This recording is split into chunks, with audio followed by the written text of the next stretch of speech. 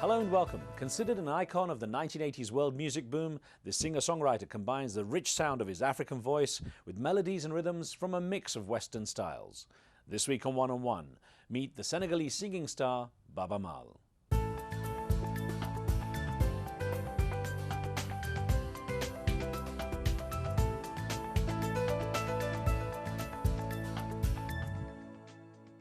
From humble beginnings in a Senegalese riverside village, he persisted on the path of music in spite of being pushed towards a life on the water like his fisherman father.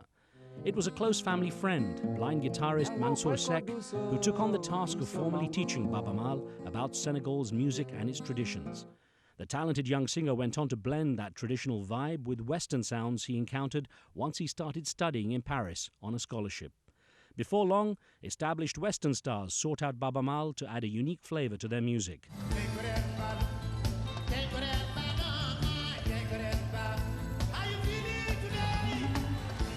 His international success has also helped him to keep the young generation interested in the traditional sounds from his homeland.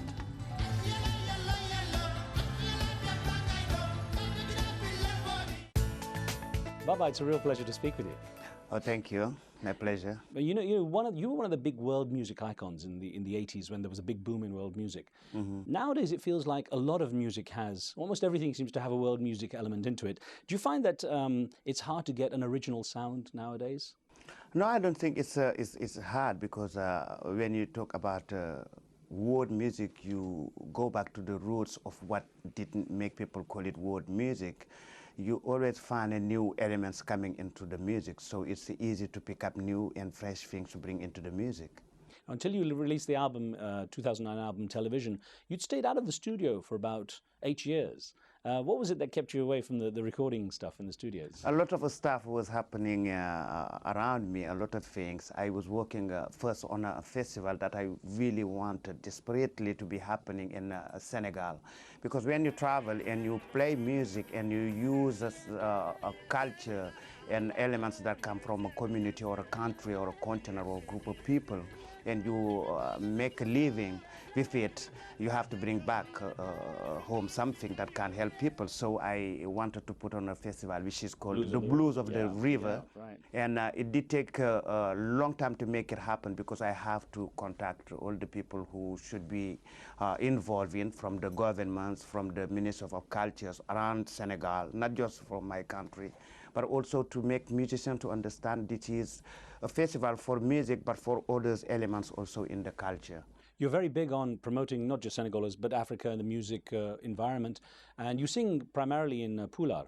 Yes, in Pulaar. Which I know it's the language that around the part of the river, the Senegal River, where you come from.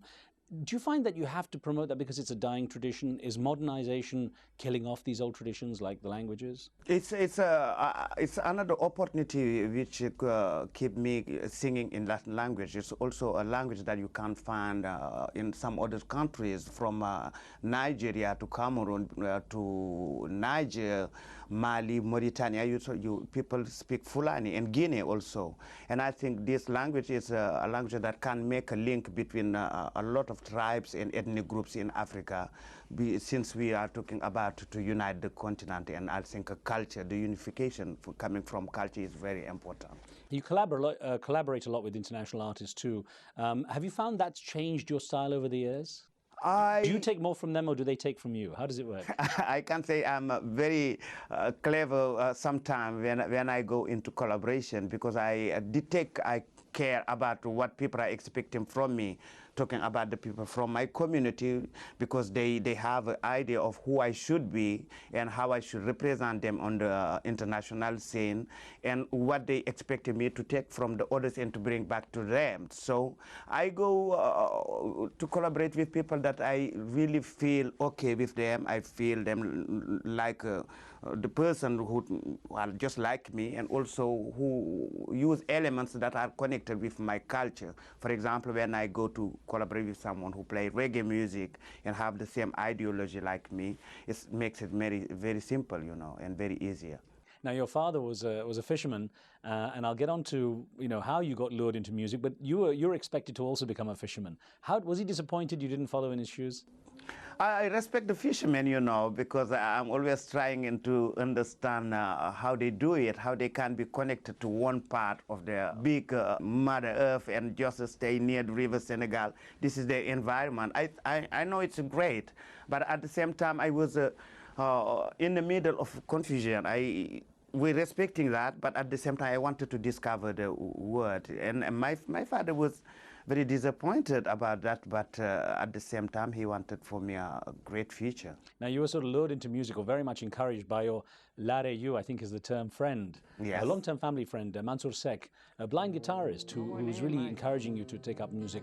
What was it that he said to you? How was it that he encouraged you to go down that path? Like a curious person, sometimes you go off-road, you know, when I talk about music, sometimes you want to try things that was not there before when I was starting. He is the only one who is able sometimes to pull up my boo-boo or my jacket and say, hey, Baba, come back on the road. This is not where we did start. This is not where we did start our dream. So he keep me on the road from what people are expecting me to do from my community, you know. And also I respect him because he did introduce me in these big families of musicians. You know, we have a lot of sacred style of music that if you don't belong to these families, you are not able to learn anything about it. They own it and they keep it for them. But Mansour is part of these big families, and he was the key for me to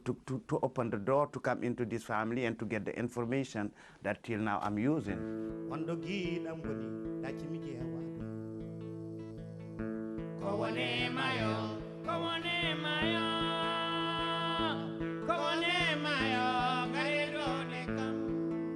And he encouraged you, I think, to start, or at least you started originally with learning music from your mother and from your your school teacher, your school headmaster. Yeah, I think my mother was a very big advice for me into music because she was not allowed, like most of these African women, to choose to do and to take her own job like music. But she was very talented. She did write a lot of songs. She was very popular in my hometown, and she was very proud to see that she had a son who was going into the music and have a voice and that can be heard. So every night she was near me and just telling to me that this is not how you should write this song. This is not the word you should use, because when you are a musician in this part of Africa, you are not just singing for one generation. Some old people can be interested and going to be listening to you, so you have to know exactly how to communicate with this old generation, because it's how it works.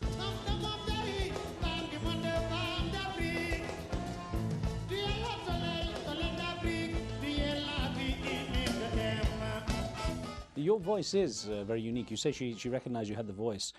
Is it something that you're born with, or is it something you train? Especially that kind of unusual tremolo sound you can get. I discovered my voice was very unique when I was very young.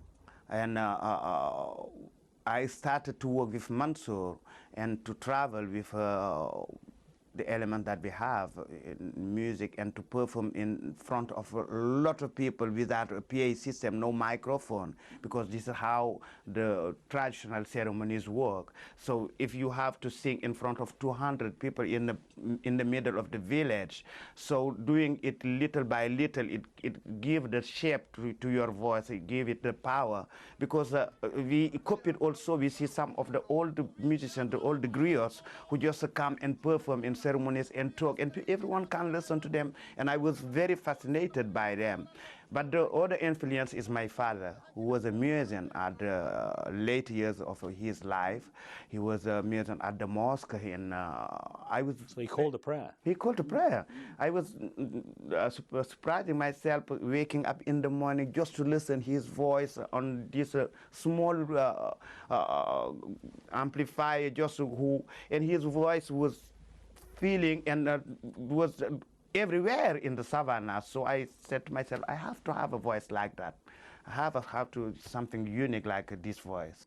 Now, you went to study music at the university in Dhaka. Did you Did it give you the kind of training you needed, the freedom to explore really what you wanted to? It was a trick, you know, because my father wanted me to be a popular singer at home, but also to follow my study. And I saw myself going into music. I said, I'm gonna play trick to my father. I'm gonna go to the university and to learn music, to be in the future a teacher, to teach music. So he's not gonna say it's not a noble job because I'm a teacher or I'm a lawyer. For him, it's fine. But I knew that from being a teacher, I can't go to the stage. The next step was trying to go to a ballet or go to an orchestra and go to the stage. So he was very happy. But I think it was very helpful for me because it taught me to understand that with classical African music was very well organized like Western classical music. A lot of people doesn't seem to know that, you know. They think maybe African music is just drum and parties and it's not very well organized. But when I went to the conservatory, I knew that these griots, these families of musicians know exactly what they was doing. But nothing was written, but it was very, very well organized. Was then on to Paris for you on scholarship to the Beaux-Arts Academy. How was the change in environment from Senegal to Paris? It was very surprising for me when you arrive in a city where people seems to have time for everything. Everything is very well organized. You are not allowed in the night, in the evening, just to make your drumming or to play guitar. You have to be quiet. Your neighbors are not, doesn't allow you just to do that. You have to organize yourself but you know, it's very exciting. Like a nomadic person, you travel. You want to see what's different from your point of view of life and the other's point of view, and you try to organize yourself to fit inside of it. Because after that, I think I started to understand that the way that people are promoting music, organizing the business of music was different from where I come from, and it really did help me in the future to organize my band around me, the people who work with me, and to have deals with my record company. I have many more questions for you. We're going to pause here for a moment. More one-on-one with Baaba Maal in just a moment.